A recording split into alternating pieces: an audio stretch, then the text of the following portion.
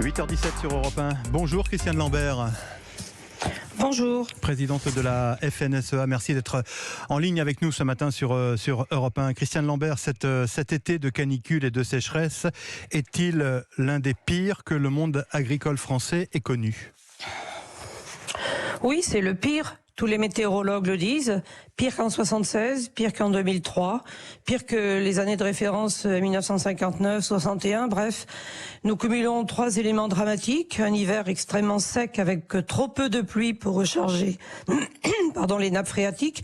Un printemps chaud, rappelez-vous, au mois de mars, il faisait 25 degrés. Ouais. Et puis un été sec et chaud avec des températures caniculaires et surtout une somme de températures avec un nombre de jours de canicule extrêmement fort. Donc c'est le cocktail le pire que nous ayons connu. Quelles sont les activités les plus sinistrées selon le premier bilan que vous pouvez faire peut-être de cet été, Christiane Lambert ? Indéniablement, ce sont les prairies et le maïs qui souffrent le plus.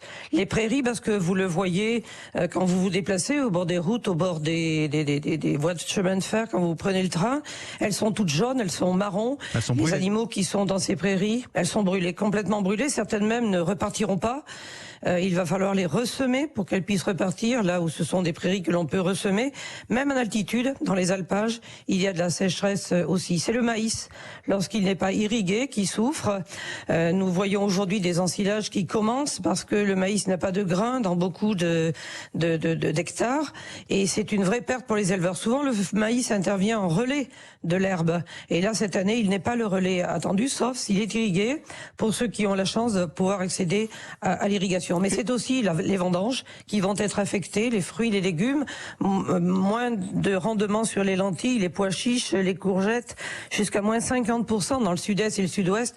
Donc ce qui va occasionner aussi des tensions sur les prix. On va en reparler dans quelques instants. Je reviens sur ces prairies brûlées et ce bétail qui n'a donc plus à manger. Qu'est-ce que ça a comme répercussion concrètement sur l'activité et le rendement et donc le revenu des agriculteurs ? Alors très directement, quand les animaux souffrent de la chaleur, ils se débattent contre la chaleur, ils produisent moins. Moins de viande pour les animaux qui doivent produire de la viande. C'est vrai aussi dans les bâtiments d'élevage, quand il fait trop chaud, et dans les bâtiments les plus anciens, on n'arrive pas à rafraîchir l'ambiance. Pour les vaches laitières, c'est moins de production de lait. 25 degrés, c'est la température idéale pour une vache, enfin maximale pour une vache. À partir de là, elle baisse en production, et quand la température est au-dessus de 35 degrés, elle baisse de 20% sa production. Donc moins de production de lait, c'est moins de rentrée financière pour les agriculteurs. Et en plus, pour tous les éleveurs d'herbivores, il faut sortir déjà les stocks de foin et d'ensilage qui avaient été stockés et réalisés pour l'hiver. Et depuis déjà 3 semaines, ils nourrissent les animaux avec ces stocks-là. Donc il faut les remplacer, ça coûtera cher. Donc des charges supplémentaires pour les éleveurs, déjà affectés par les charges liées à l'Ukraine, l'engrais, le carburant, le gaz, tout a augmenté depuis un an maintenant. Vous l'avez souvent dit sur vos antennes. Ouais. Et ce qui fait que certains éleveurs sont amenés à vendre certaines têtes de bétail pour éviter justement les pertes financières, ou plutôt pour combler certaines pertes financières. Écoutez, quand vous n'avez pas de quoi donner à manger à vos animaux, qu'est-ce que vous faites ? Soit vous achetez de l'alimentation, déjà il faut la trouver, toute la France est sèche, où trouvons-nous du fourrage ? Ou il faut réduire les bouches à nourrir, c'est-à-dire vendre des animaux. Et puis je veux dire aussi que la bataille que nous menons, et des agriculteurs sont allés relever les prix dans les grandes surfaces, c'est aussi de dire, attention, quand nos charges augmentent, nous avons besoin de le répercuter jusqu'au bout de la chaîne. Ouais. Ce n'est pas le cas, et ce n'est pas possible avec tous les distributeurs. Les ministres nous réunissaient toutes les semaines jusqu'au 27 juillet, pour faire le point sur les négociations commerciales. Ils traînent les pieds. Certains ont même dit l'Ukraine à bon dos, la sécheresse à bon dos. Enfin, on a tout entendu, beaucoup de mauvaise foi pour ne pas passer les hausses dont nous avons besoin. Justement, vous espérez, vous attendez, comment dirais-je, un geste, une sorte de solidarité finalement. Je ne sais pas si on peut employer ce terme-là de la part de la grande distribution pour que justement les marges des producteurs, des agriculteurs, du monde agricole en règle générale ne soient pas trop entamées.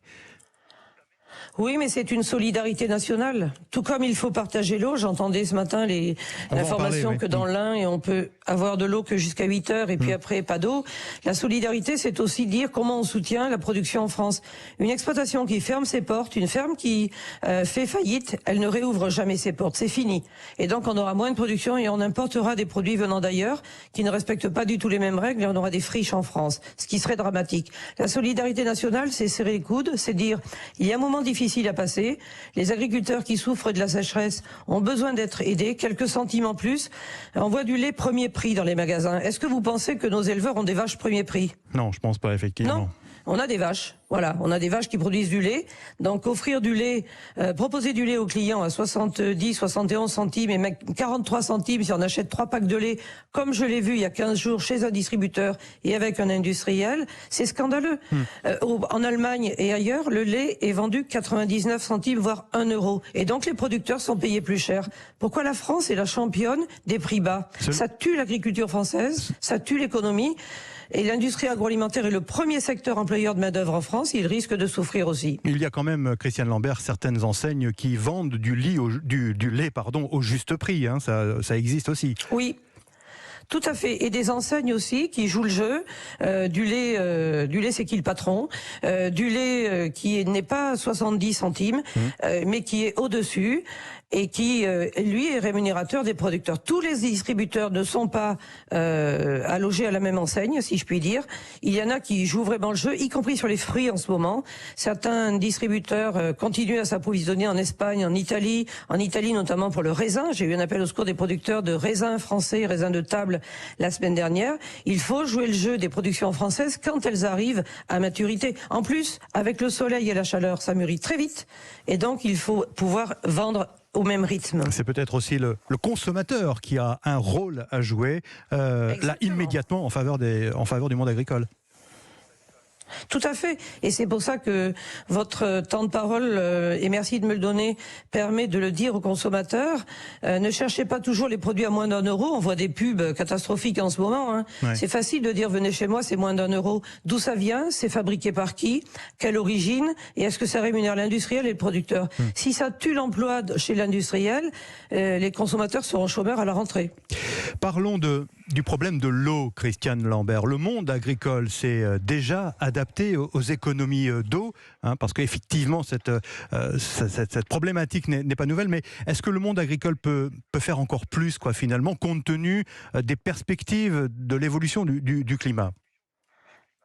Oui, nous pouvons faire plus. Déjà depuis 20 ans, grâce à la recherche, à l'INRAE, l'Institut de recherche publique, aux instituts privés, aux entreprises, nous avons accès à des variétés sélectionnées plus résistantes à la sécheresse et nous avons amélioré l'efficacité de l'eau de 30%. C'est-à-dire qu'avec le même litre d'eau, on arrive à améliorer les rendements de 30% sans utiliser plus d'eau. Grâce à la recherche et notamment aux nouvelles sélections variétales, les nouvelles mutagénèses et autres travail d'hybridation, nous sommes capables d'avoir des variétés plus adaptées. Changement de pratique, semer plus tôt. Mais aussi, il faut compter sur la technologie, c'est-à-dire on est capable aujourd'hui d'avoir des sondes capacitives, c'est-à-dire des sondes qui mesurent la quantité d'eau dans le sol, des sondes qui mesurent l'évapotranspiration journalière de nos plantes pour ajuster au mieux l'irrigation. Et puis il y a aussi, et c'est un sujet fort en ce moment, le stockage d'eau d'hiver. Vous savez, hier j'étais sur l'incendie de Baugé. Ouais. J'étais sur l'incendie de Baugé, 1200 hectares, pompiers extraordinaires, agriculteurs à leur côté, centaines de bénévoles qui leur préparent les repas, municipalité, conseil départemental, tout le monde est là. Que me disent-ils quand ils me voient? On manque de réserve d'eau. Il y a une seule réserve d'eau pour pomper en proximité. Donc il y a une rotation de camions et de tracteurs qui font des bouchons. Je pense qu'il faut être meilleur gestionnaire de l'eau quand elle tombe en pluie diluvienne et que les nappes phréatiques ne peuvent plus les absorber. Oui, il faudrait changer la réglementation pour permettre. Il faut changer la réglementation et il faut exactement. Il faut changer les états d'esprit.